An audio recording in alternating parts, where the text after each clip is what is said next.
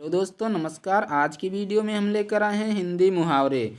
आज की वीडियो में हम हिंदी मुहावरों का अर्थ और उसको वाक्य में प्रयोग करके भी दिखाएंगे। तो चलिए देखते हैं हिंदी मुहावरे। तो आपको ध्यान रखना है कि ये जो हैं हिंदी मुहावरे हैं इधर वाले, और इसका जो है अर्थ है, उसके बाद हम उसको वाक्य प्रयोग करेंगे। तो देखते हैं, जैसे हमने एक मुहावरा है, अपने पाँव में आप कुल्हाड़ी मारना। अपने पाँव में आप कुल्हाड़ी मारना यानी कि जानबूझकर मुसीबत में पड़ना, इसका अर्थ होता है। और इसका हम जब वाक्य प्रयोग करेंगे तो वहाँ पर हो जाएगा, तुमने तो अपने पाँव पर ही कुल्हाड़ी मारी है, अब मुझे क्यों दोष देते हो। इसका हम वाक्य प्रयोग कर दिए। तो वाक्य प्रयोग करने के बाद चलिए अगला हम देखते हैं। अगला मुहावरा है, अढ़ाई चावल की खिचड़ी अलग पकाना। अढ़ाई चावल की खिचड़ी अलग पकाना यानी कि अलग रहना। कुछ वर्ष पहले पाकिस्तान अढ़ाई चावल की खिचड़ी अलग पका रहा था। तो ये हो गया इसका वाक्य प्रयोग। अक्सर किसी भी परीक्षा में जो है मुहावरों का या तो अर्थ लिखने का आ जाएगा या फिर उसका वाक्य प्रयोग आ जाता है। तो आज का वीडियो जो है आपके लिए बहुत महत्वपूर्ण होने वाला है, तो आप अंत तक बने रहिए। और अगर नए हो तो चैनल को सब्सक्राइब कर लीजिए, और वीडियो अच्छा लग रहा है तो लाइक कर दीजिए। चलिए अगला देखते हैं। अगला है, अपना सा मुँह लेकर रह जाना। अपना सा मुँह लेकर रह जाना मतलब इसका अर्थ होता है किसी काम में असफल होने पर लज्जित होना। जब वह निर्दोष श्याम को मुकदमे में नहीं फंसा सका तो अपना सा मुँह लेकर रह गया। इसका वाक्य प्रयोग हो गया। फिर है, अपने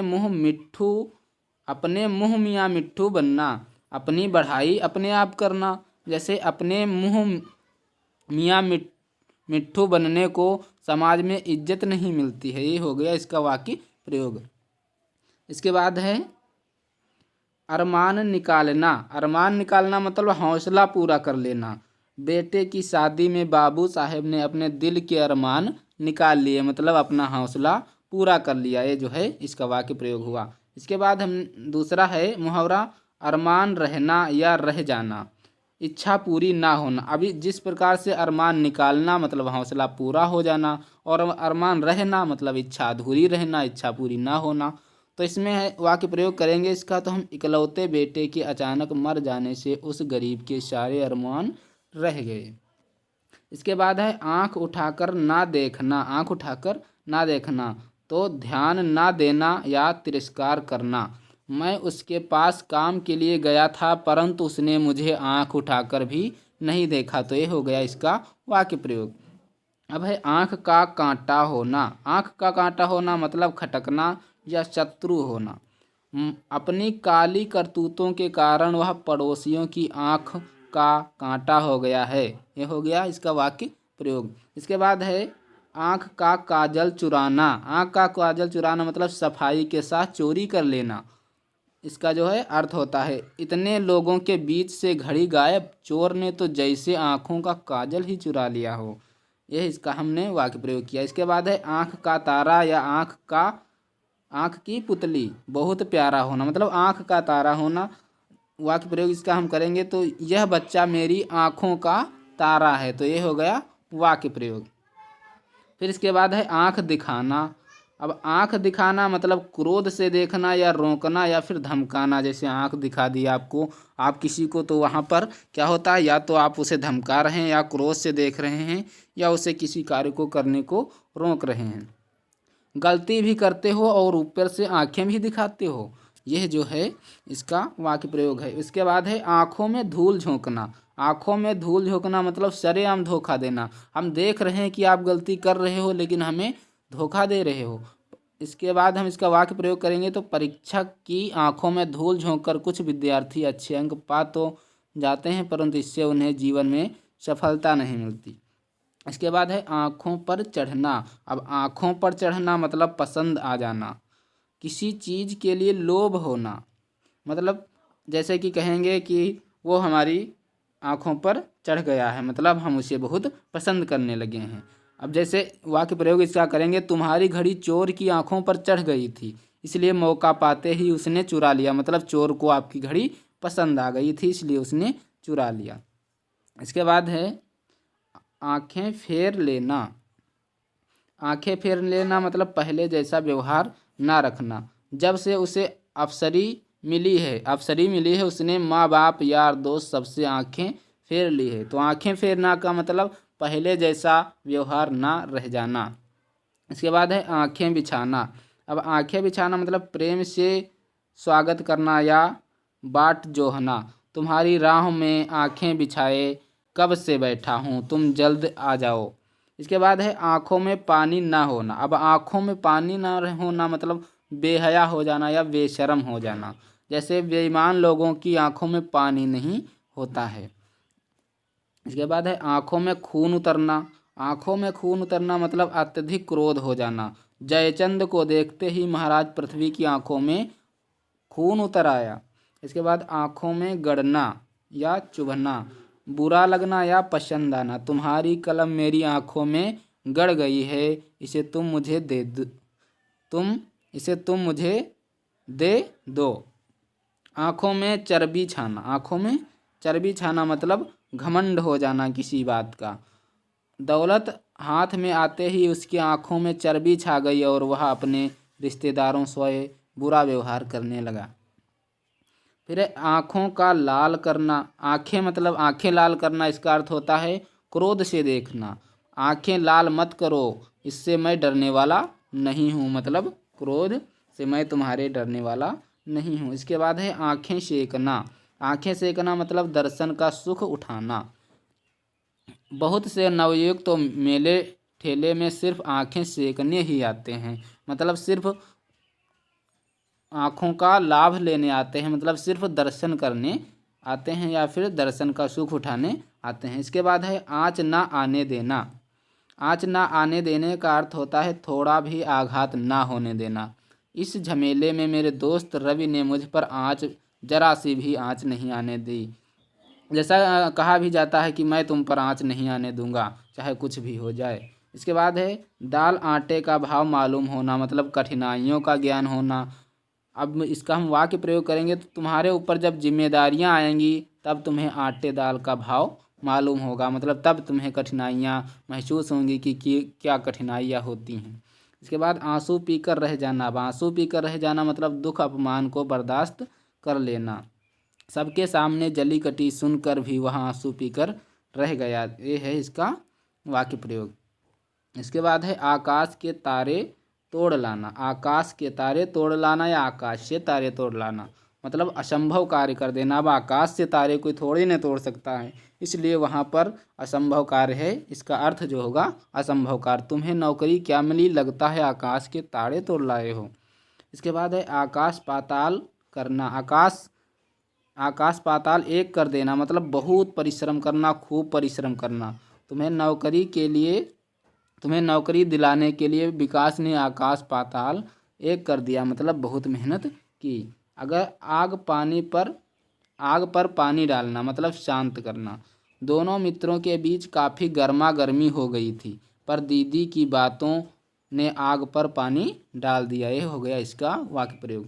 इसके बाद है आँख में घी डालना। अब आँख में घी डालना मतलब झगड़ा बढ़ाना। रमेश, तुम गोवर्धन की बातों में मत आना, उसका तो काम ही है आग में घी डालना। इसके बाद है आग में कूदना। आग में कूदना मतलब जानबूझकर मुसीबत में पड़ना। साहसी व्यक्ति खतरों से डरते नहीं हैं, वह आग में भी कूद पड़ते हैं, यही इसका है वाक्य प्रयोग। इसके बाद है बहुत इम्पोर्टेंट एग्जाम्पल्स है आग बबूला होना। आग बबूला होना मतलब बहुत क्रोधी होना। राम की अनाप शनाप बातें सुनकर मोहन जो है आग बबूला हो गया।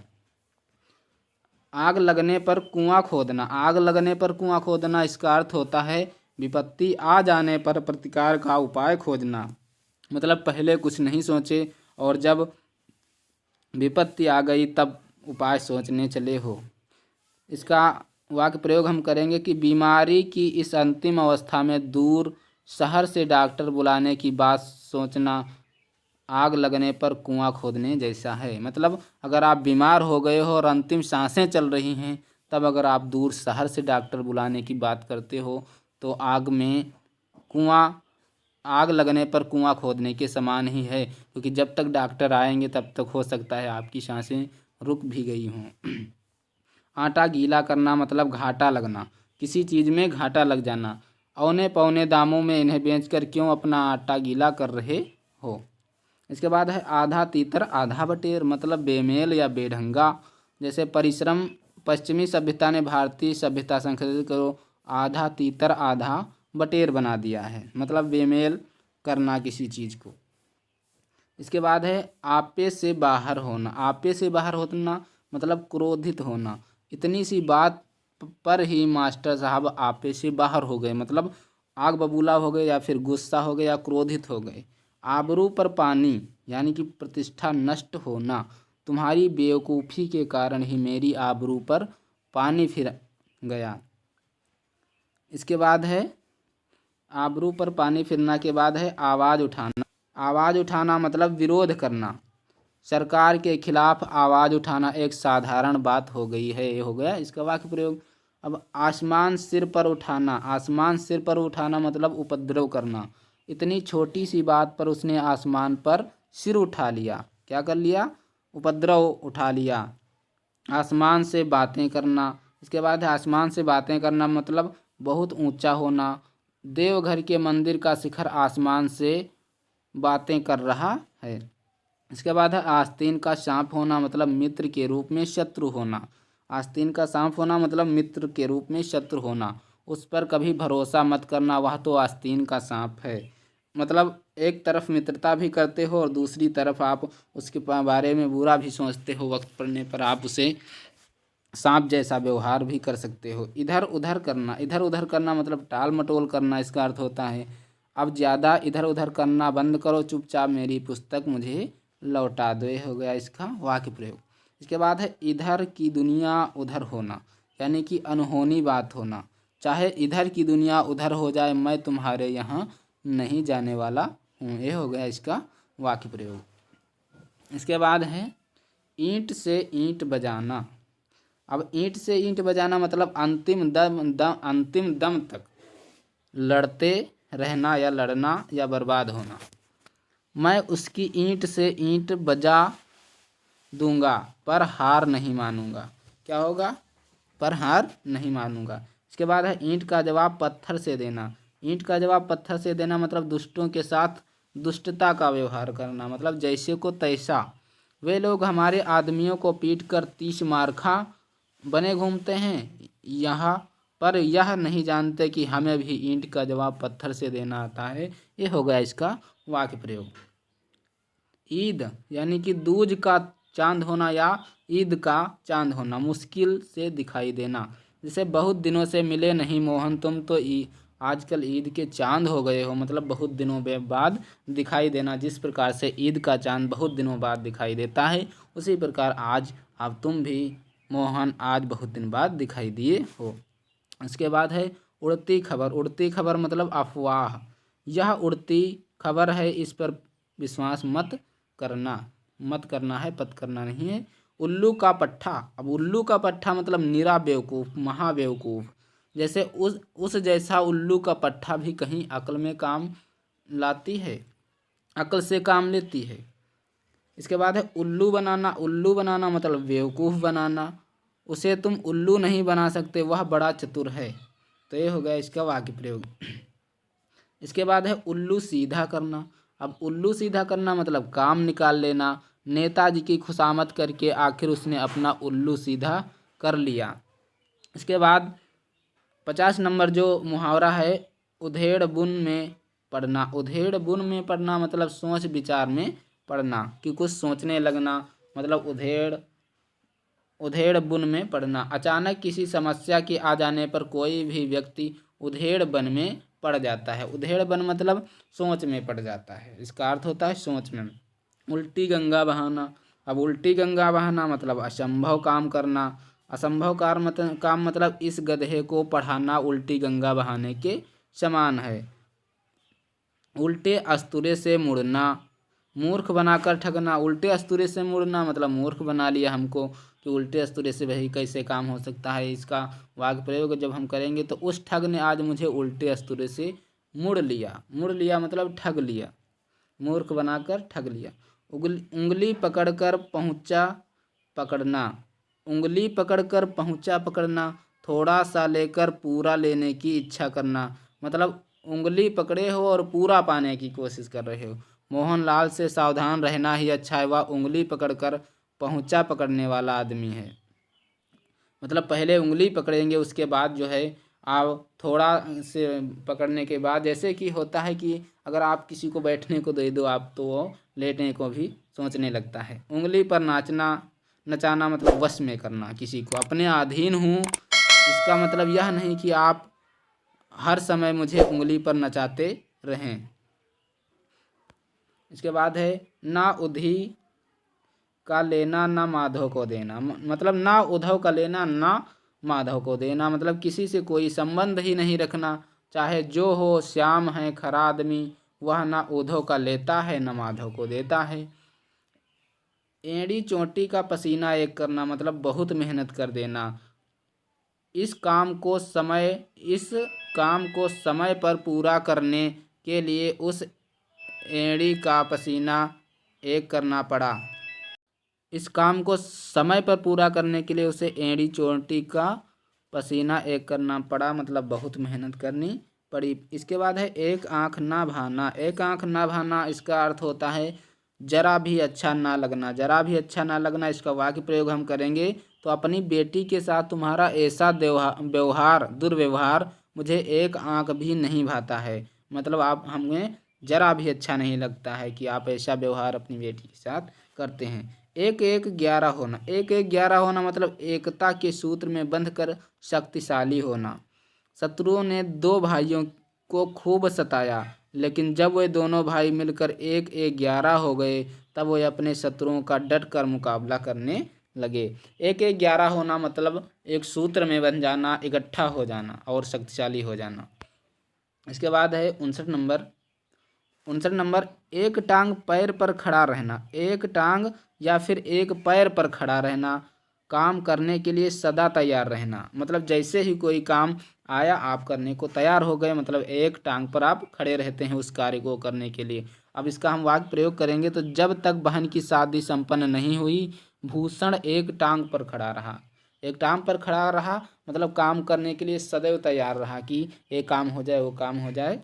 इसके बाद है एक लाठी से हाँकना। एक लाठी से हाँकना मतलब सबके साथ एक समान व्यवहार करना। सबको एक लाठी से हाँकना बुद्धिमानी नहीं है।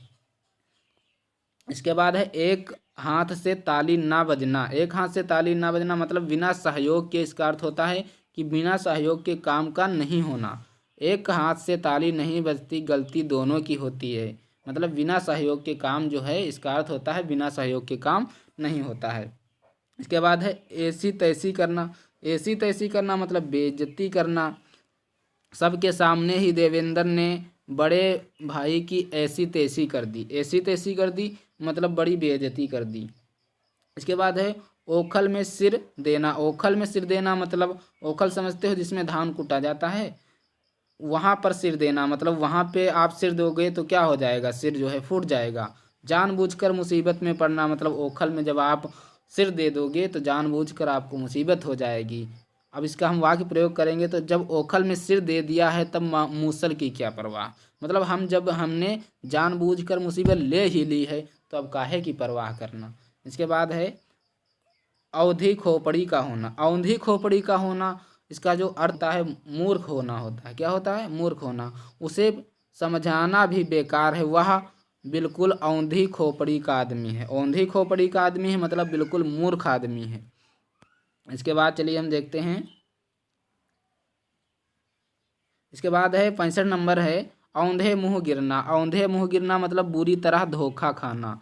इस बार की खरीदारी से बेचारे की एक ना चली, उल्टे वह औंधे मुँह गिरा। इसके बाद है कटक बनना। कटक बनना मतलब बाधक होना। तुम तो मेरे हर काम में कटक बन जाते हो। इसके बाद है ककड़ी खीरा समझना, महत्वहीन समझना। वे गरीब हैं तो क्या हुआ, आदमी तो हैं, उन्हें तुम ककड़ी खीरा मत समझो। इसके बाद है कटे जले पर नमक छिड़कना। अब कटे जले पर नमक छिड़कना मतलब दुख बढ़ाना। किसी के घाव पर अगर कटे पर अगर नमक छिड़क देंगे तो उसमें क्या होगा, दुख जो है बढ़ेगा। इसके बाद इसका जब वाक्य प्रयोग होगा तो बेचारे एक तो ऐसे ही दुखों से भरा था, दूसरे आपने उसके जले पर जो है नमक छिड़क दिया। इसके बाद है कफन सिर से बांधना। कफन सिर से बांधना मतलब मौत या खतरे की परवाह ना करना। बहुतेरे नवयुद्ध कफन सिर से मुंह बांधकर आज़ादी की लड़ाई में कूद पड़े थे। इसके बाद है कमर कसना। अब कमर कसना मतलब तैयार रहना, किसी चीज़ को करने के लिए तैयार रहना। यदि युद्ध में विजय चाहते हो तो मरने के लिए कमर कस लो। इसके बाद है कमर टूटना। अब कमर टूटना मतलब उत्साहित होना। क्या है, उत्साहित होना।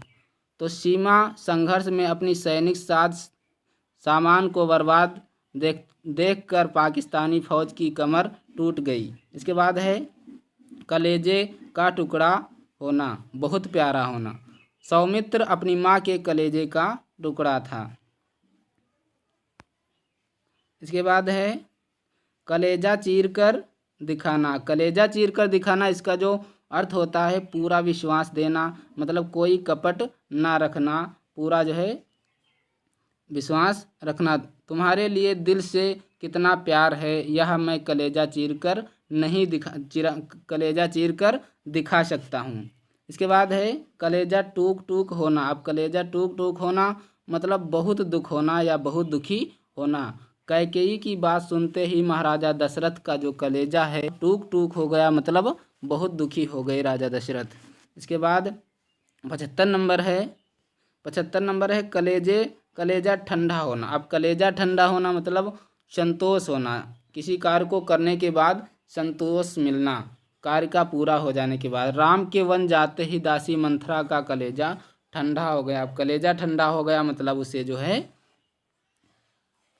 संतोष मिल गया कि भाई अब हमारा जो है कहाँ हो गया है, अब हमें संतोष मिल गया है। इसके बाद कलेजा थाम कर रहना। अब कलेजा थाम कर रहना मतलब मन महसूस कर रहना। इसका अर्थ होता है मन महसूस कर रहना, मतलब परशुराम की जली कटी बातें सुनकर लक्ष्मण को बहुत क्रोध हुआ, किंतु श्री राम के समझाने बुझाने पर वह कलेजा थाम कर रह गए, मतलब मन महसूस कर रह गए। मन तो बहुत किया कि हम ये कर दें वो कर दें, लेकिन जब भगवान राम ने समझाया तो वह जो है उनकी बात मानकर अपने मन को काबू में कर लिया और मन महसूस कर रह गए। इसके बाद है कलेजा निकाल कर रख देना। अब कलेजा निकाल कर रख देना मतलब सच्ची बात कह देना। सच्ची बात, मैंने कलेजा निकाल कर रख दिया फिर भी तुम्हें विश्वास नहीं होता है, यह जो है इसका वाक्य प्रयोग है। इसके बाद है कलेजा मुँह आना। अब कलेजा मुँह आना मतलब घबरा जाना। उसकी विपत्ति की कहानी सुनकर कलेजा मुंह में आ गया, मतलब मैं बहुत घबरा गया, इतनी जो है उसकी विपत्ति थी। कलेजे पर सांप लौटना। अब कलेजे पर सांप लौटना मतलब ईर्ष्या या जलन होना। मेरी तरक्की देखकर उसके कलेजे पर सांप लौट गया, इसलिए उसने मेरे बारे में गलत प्रचार करना शुरू कर दिया। इसके बाद मुहावरा है काठ की हांडी होना। काठ की हांडी होना मतलब अस्थायी चीज़, अस्थायी। अब काठ की हांडी क्या होती है, अस्थायी होती है ना, तो वहाँ पर जो है इसका अर्थ होता है अस्थायी होना, मतलब इस बार तो तुम्हारी चाल सफल हो गई लेकिन काठ की हांडी बार बार चूल्हे पर नहीं चढ़ती है, मतलब आप आज बार बार वही कार्य नहीं होता, इस बार तो कर लिए। इसके बाद है कान ऐंठना। अब कान ऐंठना मतलब सुधरने की प्रतिज्ञा करना, हम भाई अब जो है कान ऐंठ रहे हैं, अब ऐसा कार्य नहीं करेंगे। चलिए इसका वाक्य प्रयोग करते हैं। मैं कान ऐंठता हूँ, अब मैं ऐसे गलत काम कभी नहीं करूँगा, ये हो गया इसका वाक्य प्रयोग। इसके बाद है कान काटना। अब कान काटना मतलब मात देना किसी चीज़ को। बुद्धि में तो वह बृहस्पति के भी कान काटता है, मतलब बुद्धि में जो है बृहस्पति, मतलब बुद्धि के गुरु जो हैं बृहस्पति, उनसे भी ज़्यादा है वो, मतलब उनको भी मात दे सकता है बुद्धि में। इसके बाद है कान पर जूं न रेंगने देना। अब कान पर जूं न रेंगने देना मतलब कुछ भी ध्यान ना देना। कान पर जूं ना रेंगना मतलब कुछ भी ध्यान ना देना। मैं इतनी देर से चिल्ला रहा हूँ लेकिन तुम्हारे कान पर जूं तक नहीं रेंगती, मतलब तुम मेरी बातों पर ध्यान ही नहीं कर रहे हो। ये हो गया कान पर जूं ना रेंगने देना। इसके बाद है कान भरना। क्या है?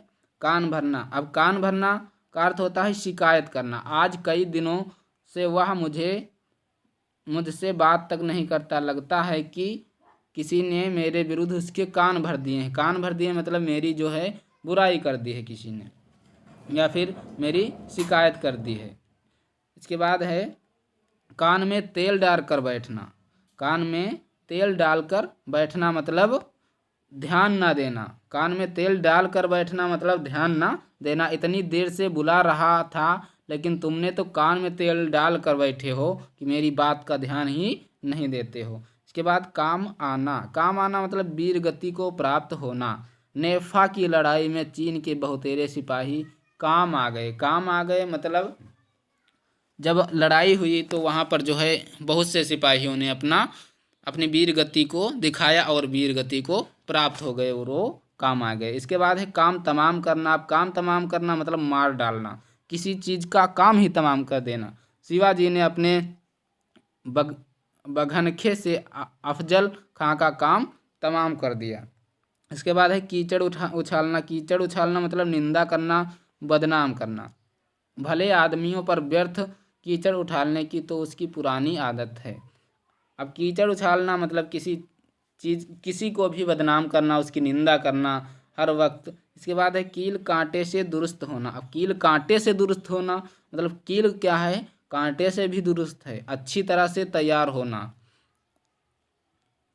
आज मैं अपना काम पूरा आज मैं अपना काम पूरा था किए बगैर नहीं रहूँगा। मतलब आज मैं अपना काम पूरा किए बगैर नहीं रहूँगा क्योंकि आज मैं कील कांटे से दुरुस्त होकर आया हूँ। मतलब मैं अच्छी तरह से तैयार होकर आया हूँ। आप कुछ भी कैसा भी प्रश्न मुझसे पूछ सकते हैं, मैं अपना काम आज पूरा करके ही जाऊँगा। इसके बाद है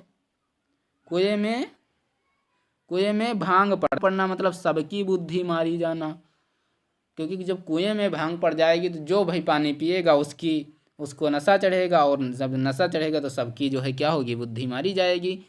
किस किस को समझाया जाए, यहाँ तो कुएं में ही भांग पड़ी हुई है, मतलब पूरे समाज में ही वह चीज़ फैली हुई है। इसके बाद कुत्ते की मौत मरना। अब कुत्ते की मौत मरना मतलब बुरी तरह से मरना। अब कुत्ता कैसे मरता है आपको पता होगा। अगर तुम्हारी ऐसी ही बातें बनी रहीं तो तुम कुत्ते की मौत मरोगे, होगा इसका वाक्य प्रयोग। कुम्हड़े की बतिया। अब कुम्हड़े की बतिया मतलब कमज़ोर आदमी।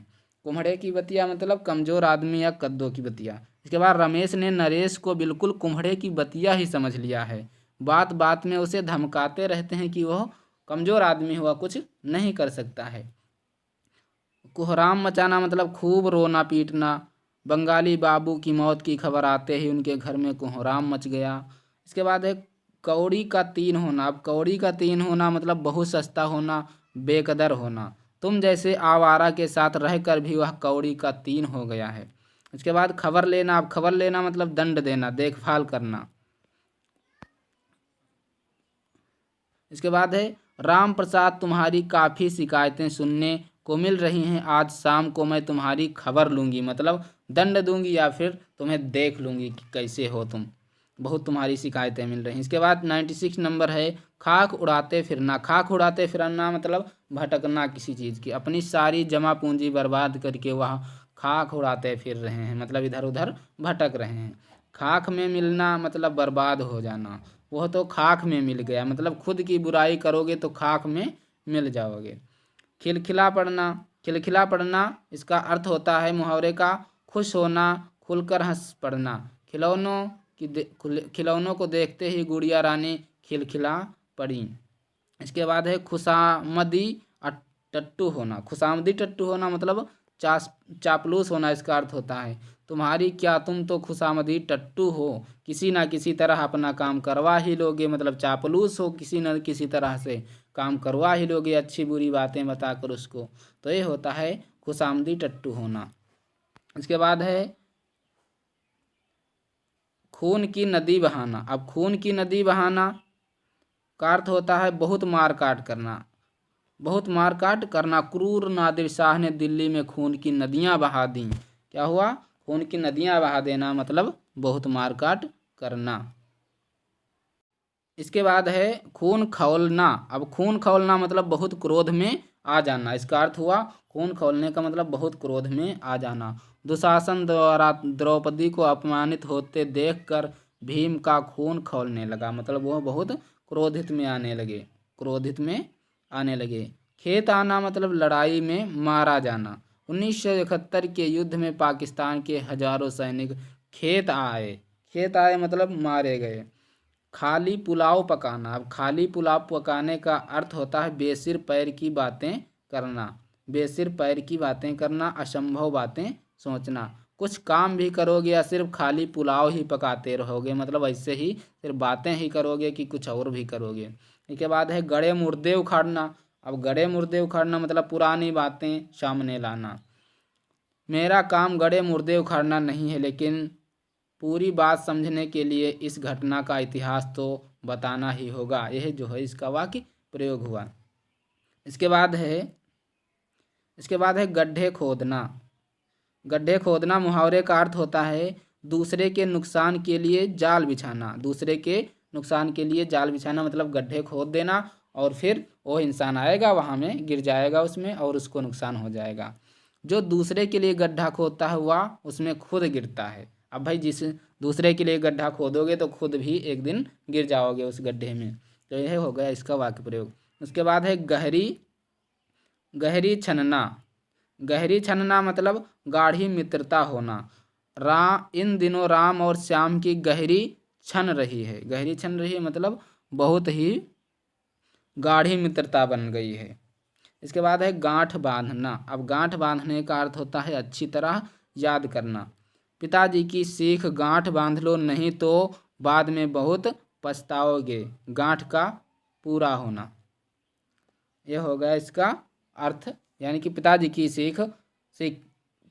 सीख को गांठ बांध लो, नहीं तो बहुत पछताओगे। ये होता है गांठ बांधने या अच्छी तरह से याद करना। तो ये तो रहे आज के 100 से ज़्यादा जो है आज के मुहावरे। अगले वीडियो में हम कुछ नई जानकारी, नए प्रश्नों और नए टॉपिक के साथ मिलते हैं। तो आज का वीडियो अगर आपको पसंद आया है तो चैनल को सब्सक्राइब कर लीजिए और वीडियो को लाइक कर दीजिए और अपने दोस्तों के साथ वीडियो को शेयर भी कर दीजिए। और अभी तक अगर आपने हमारे टेलीग्राम चैनल को नहीं ज्वाइन किया है तो जल्दी से ज्वाइन कर लीजिए, क्योंकि वहाँ पर हम इस वीडियो की PDF भी देने वाले हैं। तो आपको टेलीग्राम चैनल पर जाना है और वहाँ पर लिखना है माई स्ट्रगल एकेडमी और उसके बाद ज्वाइन का ऑप्शन होगा, आप वहाँ से ज्वाइन कर सकते हैं। और उसके बाद आप वहाँ पर PDF में जाएंगे तो वहाँ पर इसकी PDF भी मिल जाएगी। तो मिलते हैं अगले वीडियो में, तब तक के लिए जय हिंद, जय भारत।